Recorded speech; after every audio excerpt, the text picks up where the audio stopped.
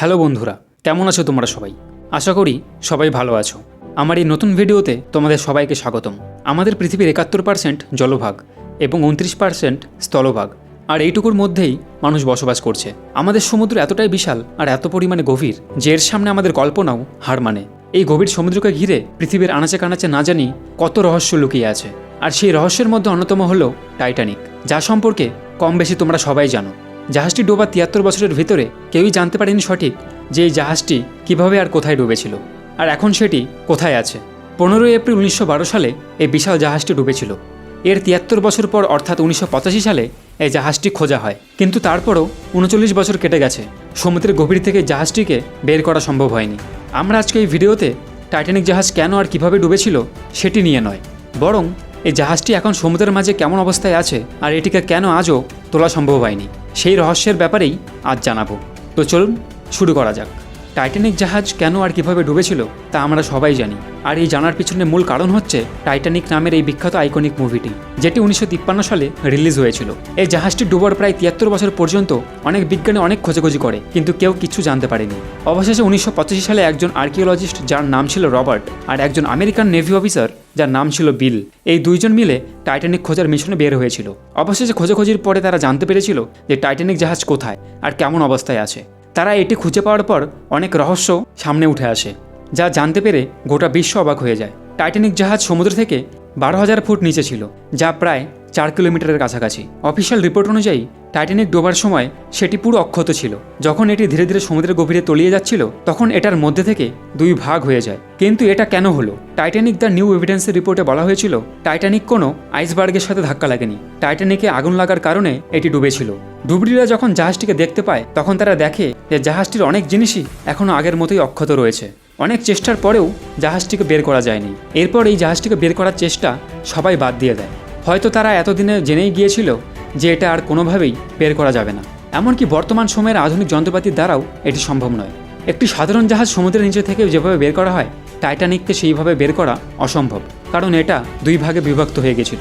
কিন্তু hi tech submarine আর powerful magnetic সিস্টেমের মাধ্যমেও একটু চেষ্টা করে দেখা যায়, কিন্তু এতে অনেক সমস্যার সম্মুখীন হতে হবে। যার প্রথম সমস্যা হলো টাইটানিকের ওজন, যার ওজন ছিল প্রায় 1,43,000 টনেরও বেশি। এরপর আসে সমুদ্রের জলের স্রোত, যা কিনা তার ওজনকে আরও কয়েক গুণ বাড়িয়ে দেয়। টাইটানিক জাহাজ যেখানে ডুবেছিল সেখানে জলের গভীরতা অনেক বেশি ছিল, যেখান থেকে মাত্র 1 স্কয়ার কিলোমিটার দূরত্বের কোনো জিনিসকে স্থলভাগে আনতে প্রায় 400 নিউটন চুম্বক শক্তির প্রয়োজন। আর বিজ্ঞানীরা এখনও পর্যন্ত এমন কোনো চুম্বক শক্তি তৈরি করতে পারেনি যার দ্বারা টাইটানিককে বাইরে বের করে আনতে পারবে। প্রথম দিকে টাইটানিককে বের করার জন্য বিজ্ঞানীদের কোনো পরিকল্পনাই ছিল না, তাই টাইটানিককে বের করার জন্য অনেক মজার মজার পদ্ধতি ব্যবহার করে। তার মধ্যে প্রথম তালিকায় রয়েছে পিংপং বলের মাধ্যমে জাহাজটিকে বের করা। বিজ্ঞানীরা ভাবনা চিন্তা করেন যে জাহাজটিকে এই পিংপং বল দিয়ে ভর্তি করবে। এরপর এই বলগুলি জলের সংস্পর্শে এসে ফুলে উঠলে সেই সাথে জাহাজটিও উপরে ভেসে উঠবে, আর তারা সাবমেরিন বা বড় কোনো শক্তিশালী ম্যাগনেটের মাধ্যমে জাহাজটিকে তুলে নেবে। কিন্তু তারা ভুলে গিয়েছিল যে পিংপং বল জলের নিচে যেতেই তীব্র স্রোতের কারণে ফেটে যাবে। তারপর তারা বড় বড় বেলুনের মাধ্যমেও জাহাজটিকে বের করার পরিকল্পনা বাস্তবায়ন করার চিন্তাভাবনা করেন। যদি হাজার হাজার বেলুনে হিলিয়াম গ্যাস ভরে এগুলিকে জাহাজের সাথে বেঁধে দেওয়া যায় তাহলে এই বেলুনগুলি হাওয়ার সাথে উপরে উঠে আসার সাথে সাথে টাইটানিক জাহাজও উপরে উঠে আসবে। কিন্তু তখন তারা এটা ভেবে দেখেনি সমুদ্রের মাঝে বেলুনের ভেতরে কিভাবে এই গ্যাস ভরবে আর কিভাবেই এই বেলুনগুলি উপরে উঠে আসবে।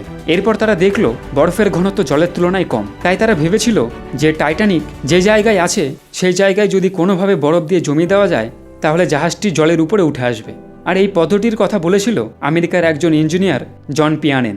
আর উনি এটাও বলেছিলেন যে এর জন্য অধিক পরিমাণে লিকুইড নাইট্রোজেনের প্রয়োজন পড়বে।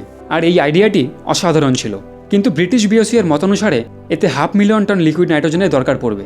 তখন সবাই ভাবতে থাকে যে এত পরিমাণ নাইট্রোজেনকে কিভাবে এত গভীরে পৌঁছানো যায়, এটা তো অসম্ভব। তাই এই আইডিয়াটিও কোনোভাবে কাজে লাগেনি। এরপর একটি শিপ বিল্ডিং কোম্পানি টাইটানিককে বের করার জন্য একটি পরামর্শ দেয়। তাদের মতে সবার প্রথমে টাইটানিকের উপরে জমে থাকা শ্যাওলা আর নোংরা আবর্জনা পরিষ্কার করতে হবে, আর এর জন্য পাওয়ারফুল ভ্যাকুয়াম ক্লিনারের প্রয়োজন পড়বে। তারপর টাইটানিক জাহাজটিকে লোহার শিকলের সাথে বেঁধে মেশিনের দ্বারা বের করা হবে।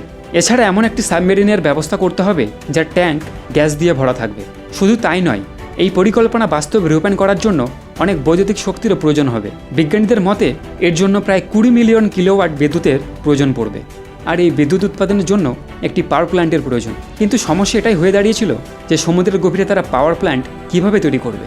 তাই তারা ফ্লোটিং পাওয়ার প্ল্যান্ট বানানোর কথাও ভাবে, কিন্তু সমুদ্রের ঢেউয়ের কারণে এই প্ল্যান্টের তার ফেটে যাবে। আর যদি কোনোভাবে এটা বাস্তবায়ন করাও যায় তাহলে এর জন্য অনেক অর্থের প্রয়োজন পড়বে। তাই বিজ্ঞানীরা এই প্রজেক্টটিও বন্ধ করে দেয়। তারপরও অনেক বড় বড় কোম্পানি এই প্রজেক্টটি নিয়ে কাজ করতে চেয়েছিল, কিন্তু এটা নিয়ে না ভাবাই সবথেকে ভালো, কারণ টাইটানিককে বের করতে যে টাকা খরচ হবে তা রিকভার করা অসম্ভব। যদি কোনো কোম্পানি এই প্রজেক্টে নিয়ে কাজ করে টাইটানিককে কোনো মিউজিয়ামে রেখে দেয় তাহলেও এর উপর যত টাকা খরচ করা হয়েছে তা রিকভার করতে প্রায় 150 বছর লেগে যাবে। যদিও এই টাইটানিক জাহাজটির সাথে অনেক মানুষের আবেগ জড়িয়ে আছে, তবুও কোনো কোম্পানি এত বড় ঝুঁকি নিতে চায় না। বিজ্ঞানীদের মতে ব্যাকটেরিয়া টাইটানিকের বিভিন্ন অংশকে দুর্বল করে দিয়েছে, আর ভবিষ্যতে এই ব্যাকটেরিয়া টাইটানিককে সম্পূর্ণরূপে ধ্বংসও করে দেবে। এছাড়াও এই জাহাজটি এখন অনেক সামুদ্রিক মাছের আশ্রয়স্থল হয়ে গেছে। 2001 সালে টাইটানিককে আন্ডার ওয়াটার কালচারাল হেরিটেজ নামে আখ্যা দেওয়া হয়। শোনা যায় যে টাইটানিককে বের করতে যত টাকা প্রয়োজন পড়বে তা দিয়ে এর থেকে অনেক ভালো জাহাজ কেনা যাবে। এর কারণেই টাইটানিক ডুবে যাওয়ার আজ 112 বছর পরেও এই জাহাজটিকে এখনও তোলা সম্ভব হয়নি, কারণ এর জন্য অনেক মূল্য দিতে হবে। তো ভিডিওটা আজকে এই পর্যন্তই। আশা করি তোমাদের ভিডিওটি ভালো লেগেছে। ভিডিওটা ভালো লেগে থাকলে আমার এই ভিডিওটিতে একটি লাইক করে আমার চ্যানেলটিকে সাবস্ক্রাইব করে দেবে। কমেন্ট করে জানাবেন ভিডিওটি আপনাদের কেমন লাগলো, এবং অন্যদের সাথেও শেয়ার করে অন্যদেরকেও জানার সুযোগ করে দেবেন। দেখা হবে পরবর্তী ভিডিওতে। সবাই সুস্থ থাকবেন, ভালো থাকবেন। ততক্ষণের জন্য টাটা।